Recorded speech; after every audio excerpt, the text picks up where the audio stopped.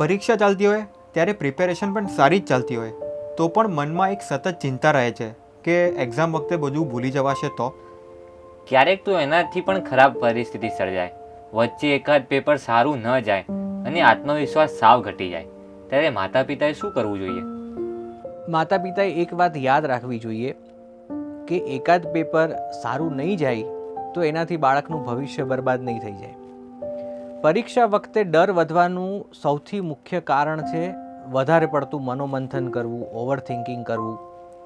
આવા સમયે બાળકને શાંત કરી માતા પિતાએ એના ડરને સંપૂર્ણપણે દૂર કરી એ એકદમ હળવા ફૂલ રહે એવું વાતાવરણ ઊભું કરવું જોઈએ, એવું વલણ અપનાવવું જોઈએ. માતા પિતાએ બાળકના શોક એમ્પ્લીફાયર બનવાને બદલે શોક એબ્ઝોર્બર બનવું જોઈએ.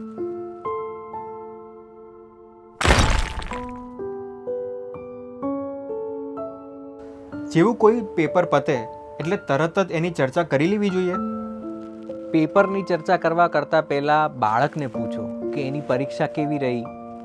માર્ક્સની ચર્ચા કરવા કરતાં પહેલાં બાળકની લાગણી વિશે વધારે જાણવું જોઈએ.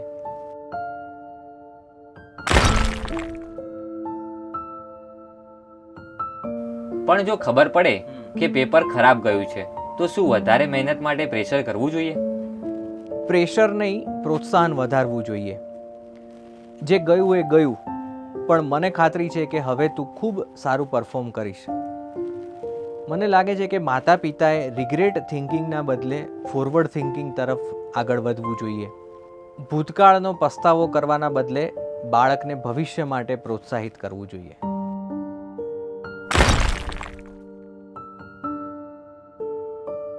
બાળકના ચહેરા પર ચિંતા દેખાય એટલે સિરિયસ જ છે, એ વાત સાચી? થોડી ઘણી ચિંતા હોય ને એ સ્વાભાવિક છે, પણ જો સતત ચિંતા રહેતી હોય તો એ યાદશક્તિને ઘટાડી શકે છે. શાંત મનથી જ પરિણામ સારું આવશે. મન શાંત રહે બાળકનું, એ માટે જરૂરી છે કે બાળક એ પૂરતી ઊંઘ લે, વ્યવસ્થિત ભોજન લે અને એની ચિંતા વધે એવા કોઈ પણ પ્રકારના વાક્યો કે ચર્ચાઓ સાંભળવાથી એ સદંતર દૂર રહે એ માતા પિતાની પહેલી જવાબદારી છે.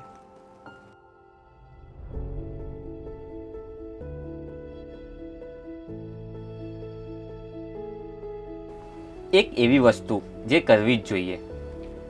દરેક પેપર પછી 10 મિનિટનું એક રિફ્રેશિંગ સેશન કે જેમાં બાળકને એનો ફેવરિટ નાસ્તો મળે, થોડી હળવાશભરી વાતચીત થાય અને અભ્યાસ સિવાયની એની કોઈ પણ એક મનગમતી પ્રવૃત્તિ થાય. અને એક એવી વસ્તુ જે ન જ કરવી જોઈએ.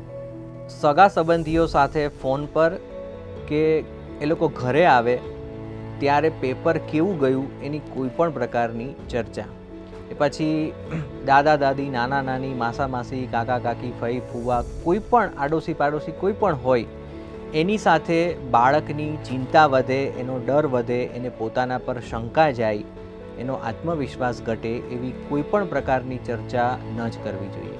અને એક એવું વાક્ય જે બાળકને રોજ કહેવું જ જોઈએ: તારું પરિણામ જે આવે તે અમે હંમેશા તારી સાથે જ છીએ.